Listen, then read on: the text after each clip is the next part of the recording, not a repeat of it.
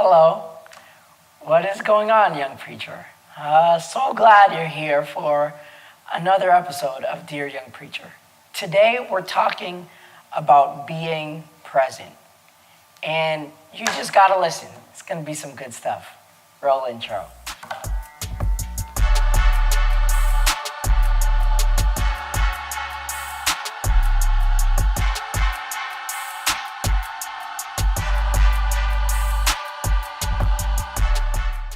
Hey, what's going on? I just wanted to say I'm so grateful that you're watching this video. A lot of times, we could just watch the videos and tune in, but man, I'm so excited that you're here, and I just wanted to say thank you. We here couldn't do Dear Young Preacher without you, and your viewing, your engagement means so much. And so I'd love for you guys to like, I'd love for you guys to subscribe, I'd love for you guys to share this with whoever you might know, just to keep it going on. Today we're talking about being present, and I'm so excited about it.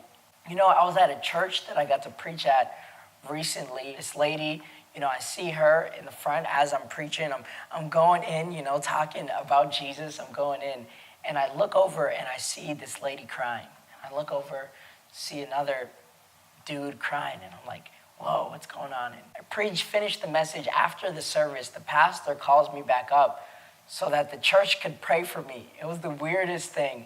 And the church prays for me. And as the pastor's praying, most people close their eyes when someone's praying. Mine are open. And I looked at the pastor and I could see him crying too. And it marked me. It really hit me. And I think the reason why it hit me is that a lot of times we could forget there are real people in real situations when we preach sermons, when we talk to people. It could just be like, man, this is just another place where I'm getting to speak at, where I'm getting to grow in. But man, that understanding that, man, this is a real person who's going through a real situation really impacted me. And so there's such importance in being present, one, as a communicator, but also just recognizing that, you're not preaching to a number. You're not just preaching to random people, but you're preaching to people who need hope.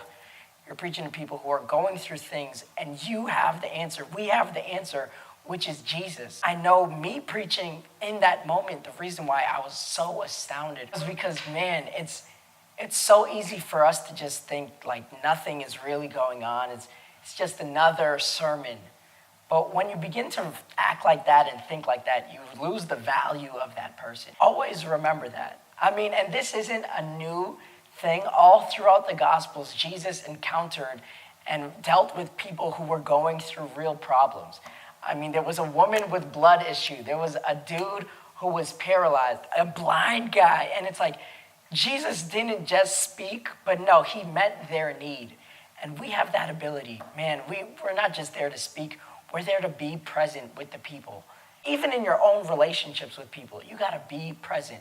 I've been reading this book recently, and it's talking about how, young people are so addicted to media, their phones, whatever the case might be, that in some senses we've forgotten how to have conversations with people.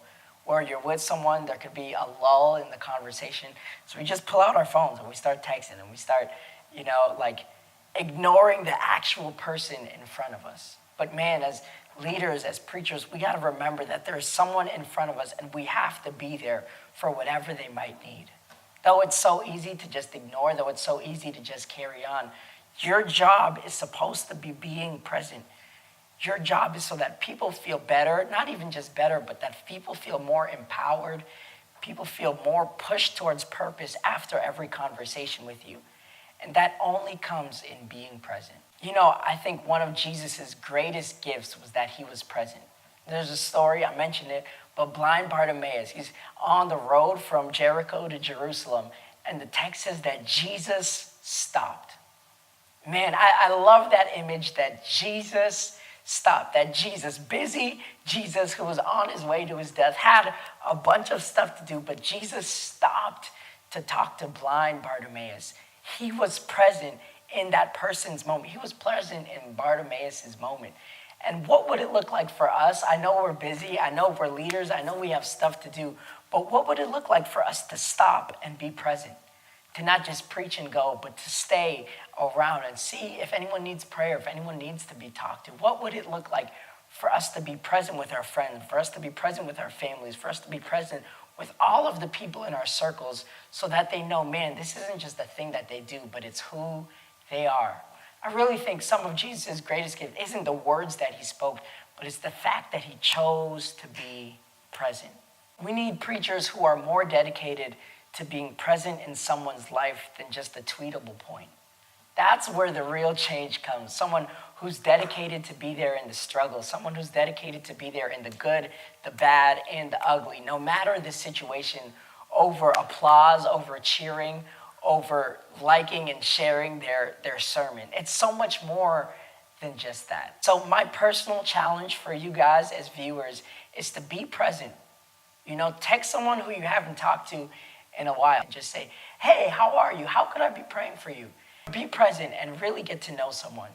People won't listen to you until they know you care. That's your job as a communicator, more than just to talk, but to be present. Thank you.